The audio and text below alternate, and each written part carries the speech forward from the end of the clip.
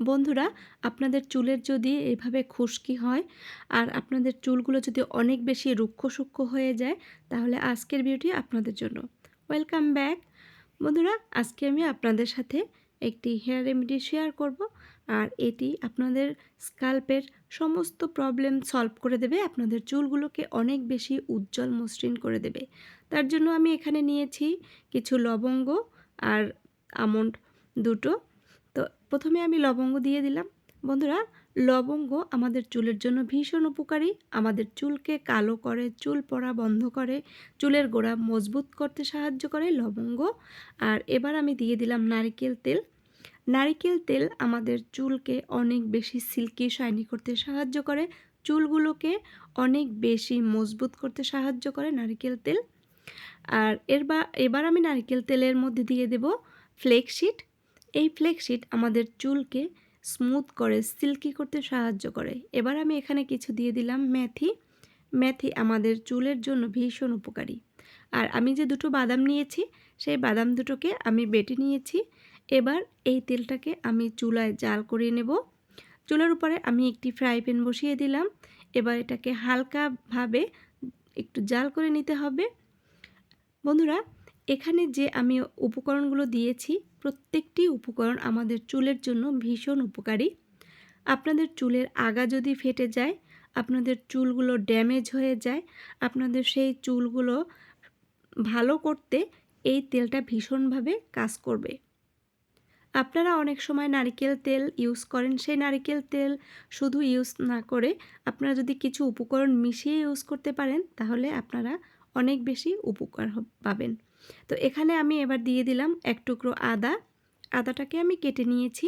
বন্ধুরা, আদা এমন সব উপকারিতা রয়েছে যেটা আমাদের স্কাল্প যে খুশকি হয়, সে খুশকি যেমন দূর করে, তাছাড়া আমাদের স্কাল্পে ব্লাড সার্কুলেশন বাড়ায়, ফলে আমাদের স্কাল্পে নতুন চুল গজাতে সাহায্য করে। আদার রস আমাদের চুলের জন্য অনেক বেশি ভালো। তো এখানে আমি সমস্ত কিছু ভালোভাবে মিশিয়ে নিয়েছি। আর এটা জাল হয়ে গেছে, তেলটা আমার রেডি হয়ে গেছে। তো এবার আমি এই তেলটাকে ঠান্ডা হতে দেব। এই যে দেখুন, আমি তেলটা নামিয়ে নিয়েছি। এবার এটাকে ঠান্ডা হতে দেব কিছু সময়। তো এটা ঠান্ডা হয়ে গেছে। আমি এবার এই তেলটা একটি কাচের জারে নিয়ে নেব। বন্ধুরা, আপনারা জেনে থাকবেন যে কাচের পাত্রে যদি আপনারা কিছু জিনিস রাখেন, সেটা কিন্তু খুব ভালো থাকে। অবশ্যই আপনারা এরকম তেল 1 সপ্তাহের জন্য তৈরি করে রাখতে পারেন। আর সেটা অবশ্যই কাচের জারে রাখবেন, তাহলে সেটা অনেক দিন ভালো থাকবে। তো আমি তেলটাকে কাচের জারে ঢেলে নিলাম।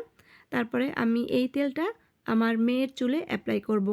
আপনাদের চুলগুলো দ্রুত লম্বা হবে, ঘন হবে, কালো হবে এবং স্কাল্প অনেক বেশি ক্লিন থাকবে। আপনাদের স্কাল্পগুলো যদি ক্লিন থাকে, তাহলে দেখবেন আপনাদের চুল অনেক ভালো থাকবে এবং দ্রুত লম্বা হবে, ঘন হবে, কালো হবে। চুলের পুষ্টি যদি হারিয়ে যায়, তাহলে চুলগুলো কিন্তু ড্যামেজ হয়ে যায়। চুলের পুষ্টি যোগাতে হলে তেলের সাথে আপনাকে কিছু উপাদান মিশিয়ে তারপরে তেলটা ইউজ করতে হবে। আর এখানে আপনারা এক টুকরো তুলোর সাহায্যে ইউজ করতে পারেন। আমি এভাবে হাত দিয়ে ইউজ করে দিচ্ছি।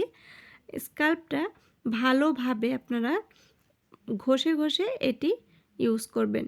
আর যখন আপনি এই তেলটা ইউজ করবেন, হালকা হাতে একটু মাসাজ করে দিবেন। তাহলে দেখবেন আপনার স্কাল্পে ব্লাড সার্কুলেশন বাড়বে। ব্লাড সার্কুলেশন বাড়লে আপনার স্কাল্পে নতুন চুল গজাতে সাহায্য করবে। এটা অবশ্যই আপনারা রাতের বেলা ইউজ করবেন।